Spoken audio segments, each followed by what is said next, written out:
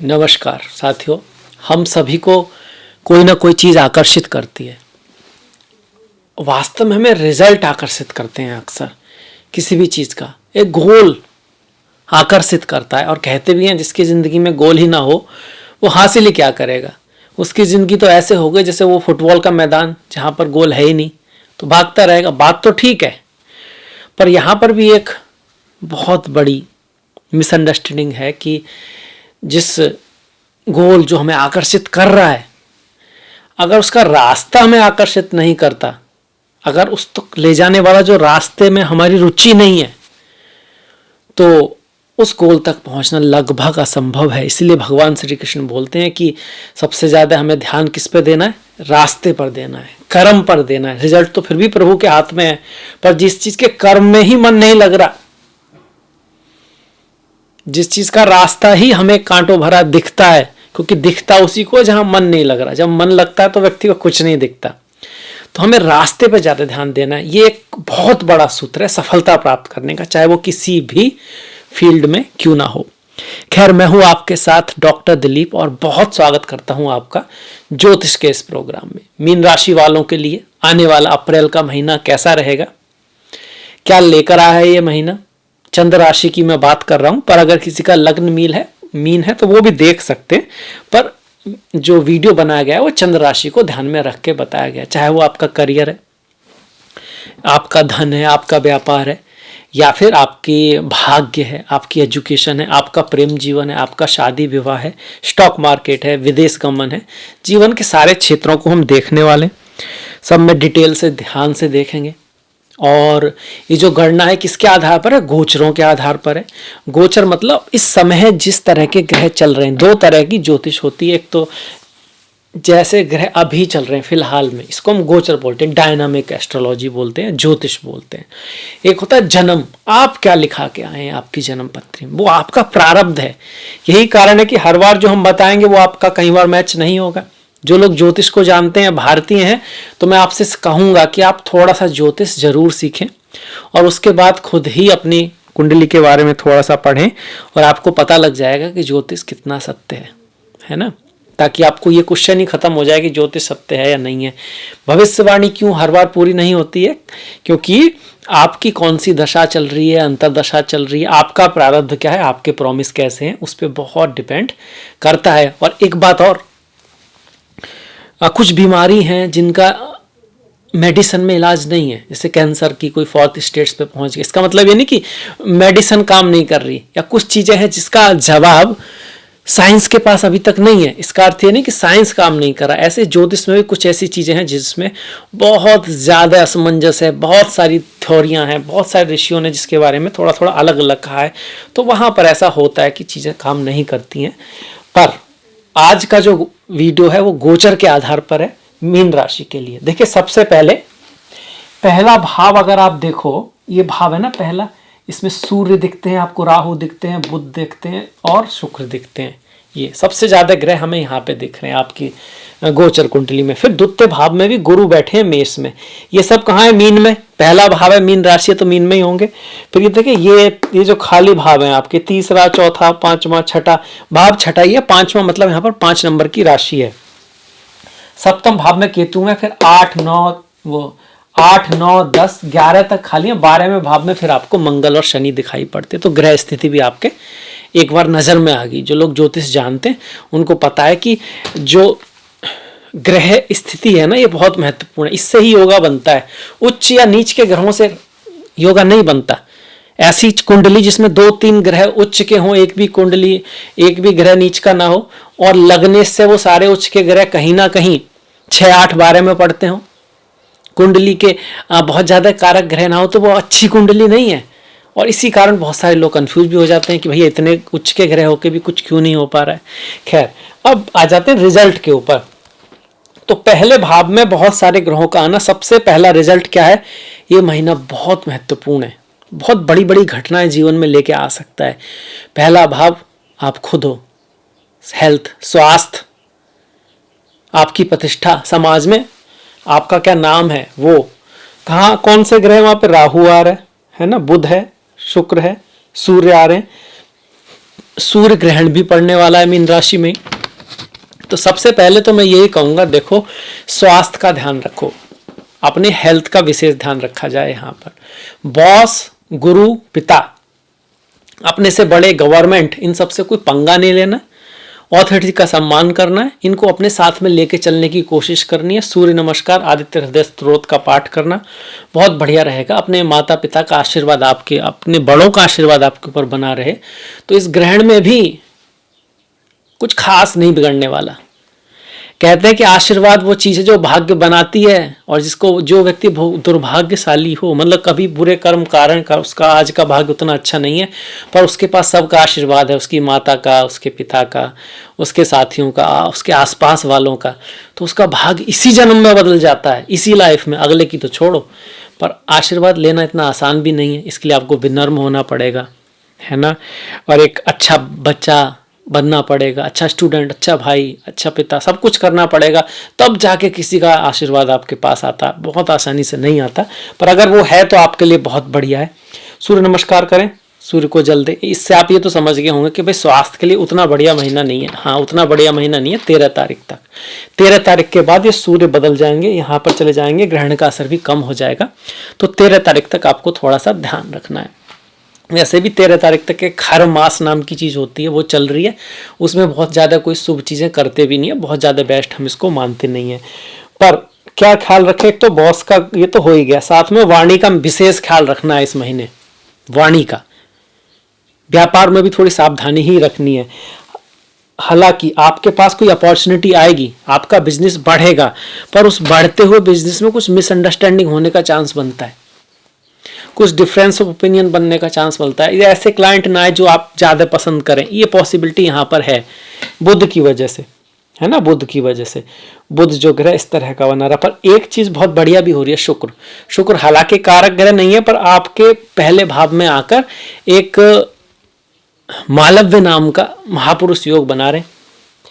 चूंकि सूर्य है तो मालव्य योग का काम जो रिजल्ट है राहु में कम तो जरूर हो रहा है, पर फिर भी कुछ ना कुछ सुख भोग की स्थिति का आना लाइफ में, जैसे घर, जमीन, कपड़ा, इन सब चीज़ों को, स्त्री सुख, पुरुष सुख, ये सब इसके बढ़ने को कहीं ना कहीं ये है जो महीना थोड़ा सा दिखा रहा है शुक्र की वजह से। अब जो शुक्र के रिजल्ट आएंगे वो तो तभी आएंगे जब चंद्रमा शुक्र के नक्षत्र में आए, तभी ज़्यादा आएंगे। तो वो कब हो रहा है? 2, 10, 19 और 29 तारीख को हो रहा है। इसमें से भी 2 तारीख को पूर्व फाल्गुनी है। पूर्व फाल्गुनी हमें ऐश्वर्य के मिलने को बुलाता है, दिखाता, तो उस दिन कुछ ऐसी चीज़ हो सकती है। 10 तारीख को भरणी नक्षत्र है। भरणी नक्षत्र होता है चीज़ों में एक्सट्रीम तक जाना, कोई ऐसी बात का होना जो थोड़ी सी हद से ज़्यादा है, इस तरह से एक्सट्रीम का होता है। लेट होना भी भरणी नक्षत्र में आता है, ये सब चीज़ें हो सकती हैं। 19 तारीख को देखा जाए तो आपका फिर से पूर्व फाल्गुनी है जो अच्छा नक्षत्र है।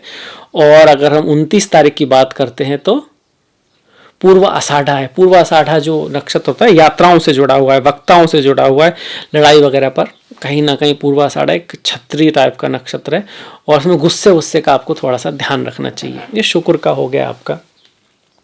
सूर्य की मैंने बात करी कि 13 तारीख तक सूर्य थोड़े से नेगेटिव चल रहे हैं। इसमें भी 3 और 11 तारीख को आपको खासा ध्यान रखना है, बॉस के साथ, इनके साथ, गुरुओं के साथ, अपने से बड़ों के साथ। 3 तारीख को आपका उत्तराषाढ़ा है जो गवर्नमेंट आदि से कोई दिक्कत हो सकती है, अथॉरिटी से कोई दिक्कत हो सकती है। और 11 तारीख को कृतिका है, आपके कड़वा बोलने की वजह से, आपके क्रिटिसाइज करने की वजह से, आप किसी को कुछ कह दो उसकी वजह से कोई दिक्कत यहाँ पे रह सकती है। वही बुध की जो बात करी वाणी की, अच्छा है, कुछ अपॉर्चुनिटी लेकर आएगा, पर बुध का जो रिजल्ट है जो मैंने आपको बताया, ये बुध के जब चंद्रमा बुध के नक्षत्रों में रहेंगे तब सबसे ज़्यादा रहेगा वो है 8, 17 और 27 तारीख। 8, 17 और 27। इसमें से भी 8 तारीख को रेवती नक्षत्र में है, मतलब यात्राएं हो सकती हैं, थोड़ा बहुत लॉस भी दिखाता है रेवती नक्षत्र। स्पिरिचुअलिटी, अध्यात्म के हिसाब से अच्छा है। 17 तारीख पॉलिटिक्स के हिसाब से बढ़िया है। आप बहुत ज़्यादा इमोशनल होने वाले हैं, किसी चीज़ को बहुत ज़्यादा पकड़ना नहीं है।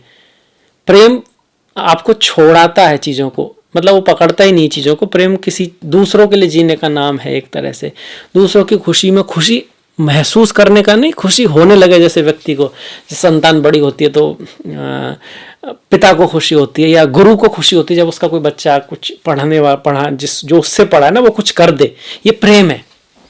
तो अश्लेषा में क्या ये चीज सीखने को बाकी है। अगर ऐसा नहीं करते हैं तो फिर हमको थोड़ा दिक्कत हो सकती है अश्लेषा में। पॉलिटिक्स के हिसाब से अच्छा है। और फिर बुध का जो लास्ट नक्षत्र आ रहा है वो 27 तारीख को आएगा आपका ज्येष्ठा नक्षत्र। इस दिन गुस्सा वगैरह का हमको थोड़ा सा ध्यान रखना है, वाणी का थोड़ा सा ध्यान रखना है। ये बुध के रिजल्ट आ गए आपके। अब ये तो सबसे इंपॉर्टेंट चीज हुआ इस महीने में। ऐसे तो सारे भाव ही हैं। धन की बात करें तो धन के भाव में गुरु बैठे हैं, धन के भाव पर शनि की दृष्टि पड़ रही है। ये कहता है कि भाई पैसे की अपॉर्चुनिटी अगर आपकी बनी हुई है तो इस महीने भी बनी रहेंगी, पर चीजों में डिले होगा, देर होगा। जो पेमेंट आ जाना चाहिए था वो कल आ सकता है। वाणी का हमको ध्यान रखना है, क्योंकि जो मेष राशि है मंगल की राशि है, इसका स्वामी 12वें भाव में आ रहा है। मतलब जो धन आएगा वो खर्चा भी हो सकता है, आप उसको शायद संभाल ना पाए। अगर आपका जो इनकम का सोर्स विदेश से है, फॉरेन से, तो फिर बढ़िया है, फिर अच्छा रहेगा आपके लिए। अदरवाइज थोड़ा तैयार रहिए थोड़ा सा खर्चे वगैरह के लिए, और संभल के करना। ये नहीं कह सकते धन के मामले में बहुत बढ़िया है गुरु।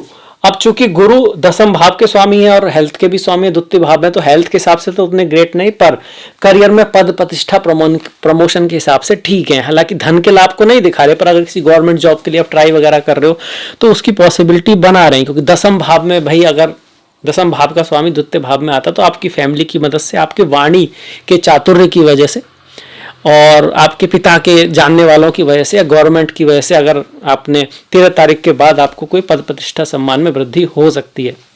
इसमें भी 6, 15, 25 तारीख जो है जॉब के हिसाब से खास के ख्याल रखने वाली हैं। इसमें से 6 तारीख को गुरु जो हैं वो आपके पूर्व भाद्रपदा नक्षत्र में रहेंगे। इसका मतलब ये होता है कि भैया आपको आपके स्पाउस के या पार्टनरशिप की सहायता से कुछ आपको हेल्प हो सकती है। फैमिली का आपको ज़्यादा ध्यान रखना है। 15 तारीख की अगर आप बात करोगे तो पुनर्वसु नक्षत्र है, प्रयास करना होगा। अगर आप प्रयास कर रहे हो किसी चीज़ को दूसरी तीसरी बार कर रहे हो, जॉब के लिए तीसरी चौथी बार दे रहे हो, तो इस दिन आपका चांस बनने का है। इंटरव्यू हो, पढ़ाई लिखाई हो, कोई भी ऐसा काम, गुरु पढ़ाई लिखाई से भी है, संतान से संबंधित आप प्रयास कर रहे हैं तब भी। 25 तारीख की अगर हम बात करें तो 25 तारीख को विशाखा नक्षत्र आपका बन रहा है। विशाखा नक्षत्र गुरु का ही नक्षत्र है, जो कि कहीं ना कहीं चीज़ों में डिले होकर सफलता को दिखा रहा है। ये 10वें भाव का आ गया। आप ये कह सकते हो जॉब के हिसाब से फिर भी ठीक है, करियर के हिसाब से, गवर्नमेंट जॉब के हिसाब से फिर भी ठीक है, बहुत ग्रेट नहीं कह रहे, ठीक है। व्यापार के हिसाब से कहो तो आपको पार्टनर से तो मिलेंगे, क्योंकि बुध आपके पास आ रहा है, कोई नई चीज़ें तो आएंगी बिजनेस में, बिजनेस बढ़ेगा तो सही, पर डिससेटिस्फैक्शन रहेगा इस केतु की वजह से। राहु बुध के संगम, आपकी वाणी भी क्रिटिकल रह सकती है। केतु जो है, केतु का जो असर है वो 1, 9, 18, 28 तारीख को ज़्यादा बढ़ जाएगा, क्योंकि केतु 1 तारीख को चंद्रमा मूला नक्षत्र में रहने वाले। पुरानी बातों को लेकर आप किससे बहस कर सकते हैं। अगर आपने पास्ट को नहीं छोड़ा तो ये आपको आगे बढ़ने नहीं देगा। ये जो केतु है, आप पिछली ही बातों में फंसे रहेंगे तो आगे कैसे जाएंगे, इस बात का खासा ख्याल रखना है। खास करके 1 तारीख को। अगर 9 तारीख की बात करें तो अश्विनी नक्षत्र है, जल्दबाजी ना करें, धैर्य से काम लें, चीज़ें फिर आपके लिए ठीक रहेंगी। 18 तारीख की अगर हम बात करें तो माघा, अपने पूर्वजों को ध्यान रखें, उनका सम्मान करें, गुस्से में ना आए। जिसके पास जिम्मेदारी है, जो बड़ी पोस्ट पर है, उसके देना ज़्यादा पड़ता है, उसको जिम्मेदारी ज़्यादा निभाने पड़ती है। इन बातों को ध्यान रखेंगे, सफलता मिलेगी। और 28 तारीख को फिर से मूला नक्षत्र है, आगे बढ़ें, अपने संस्कारों का सम्मान करें, पुरानी चीज़ों को जो सम्मान करने लायक है उन पर गर्व करें, पर किसी चीज़ को पकड़े ना रखें कि उसने वो कह दिया था, उसने ये कहा था, और बचपन में ये हुआ था, वो जो हुआ सब हुआ, अब आगे बढ़ना है आपको। उसके लिए क्या करना है, उस पर ज़्यादा ध्यान देना है, उसमें अपनी शक्ति को डालिए कि आप गहराई तक जाके सॉल्यूशन निकाल के ला सको। इसके बाद ये व्यापार में भी इन चीज़ों का ध्यान रखना है। इसके बाद देखिए भाग्य की बात करें तो भाग्य का स्वामी 12वें भाव में है, साथ में ही धन का स्वामी 12वें भाव में। तो विदेश से आपका ताल्लुक तो अब तो ठीक है, अदरवाइज देखिए खर्चा रहेगा थोड़ा। पिता की लाइफ, पिता की यात्रा हो सकती है, पिता पे कुछ खर्च करना पड़ सकता है, पिता पर, गुरु पर, ये सब उनकी लाइफ में कुछ उतार चढ़ाव रह सकते हैं यहाँ पे, है ना। अब इसके नक्षत्रों को भी अगर देखें तो मंगल का जो नक्षत्र है 5, 13, 22 और 23 को प्रभावी हो जाएगा। 5 तारीख को मंगल स्वयं धनिष्ठा नक्षत्र में है, जो पितामह भीष्म से जुड़ा हुआ है।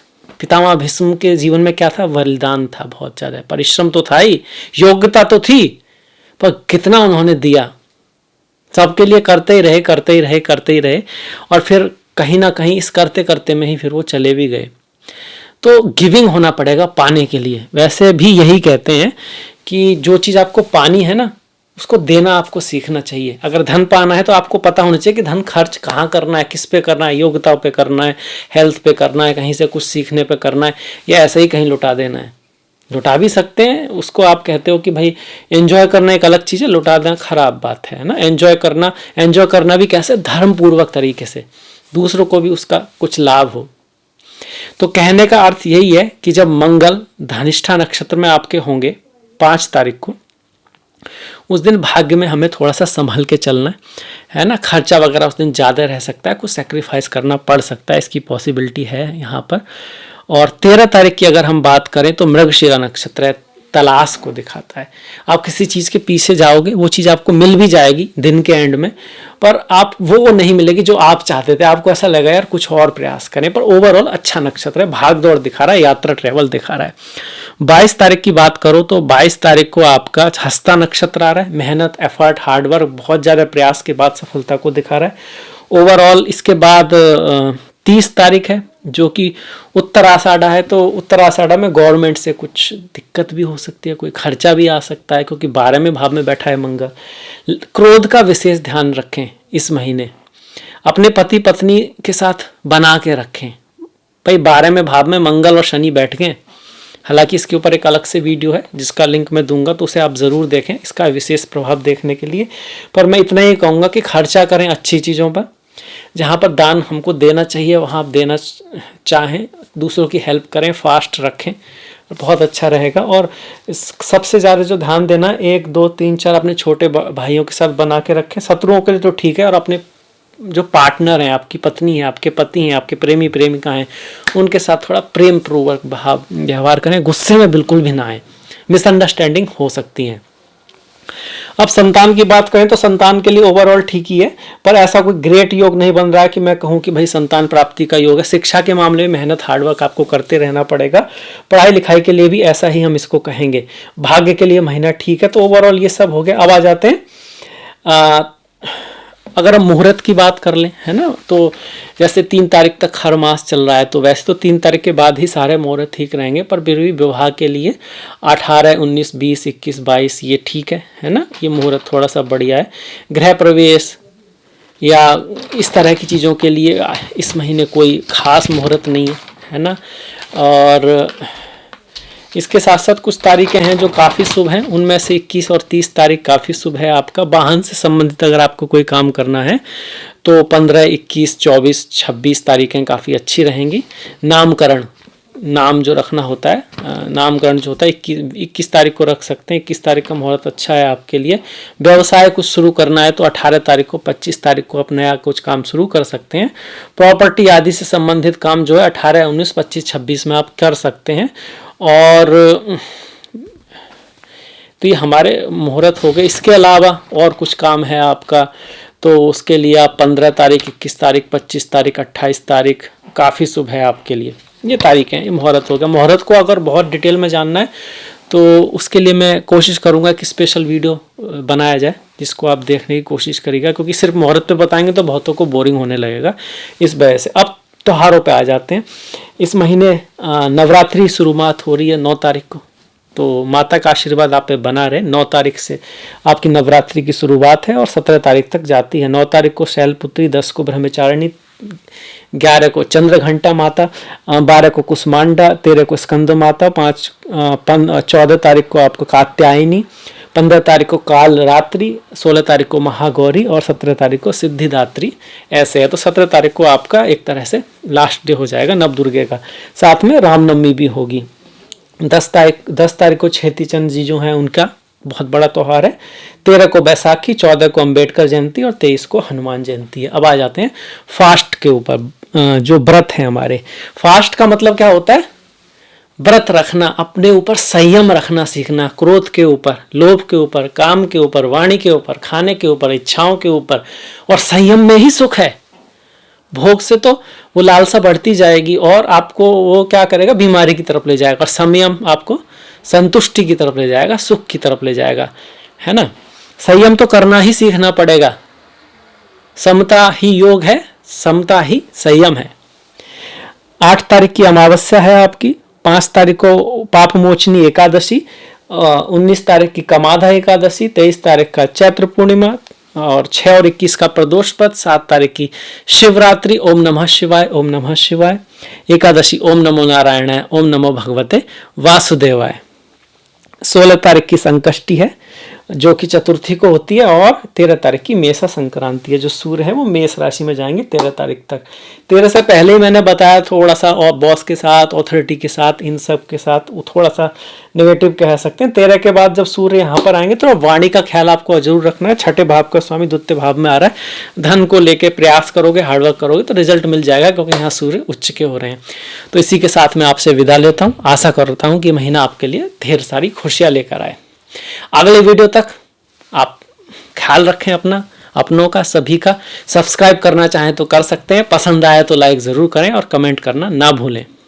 आप में से किसी का इस तरह के अगर ग्रह हैं, इन भावों में अगर ग्रह बैठे हैं तो ज़रूर कमेंट करके बताइएगा कि ये ग्रह क्या आपकी जन्मपत्री में इस तरह के हैं या नहीं है, और कुछ आपकी सलाह हो तो उसको ज़रूर दीजिएगा। नेक्स्ट वीडियो तक आप सभी का बहुत बहुत धन्यवाद। नमस्कार।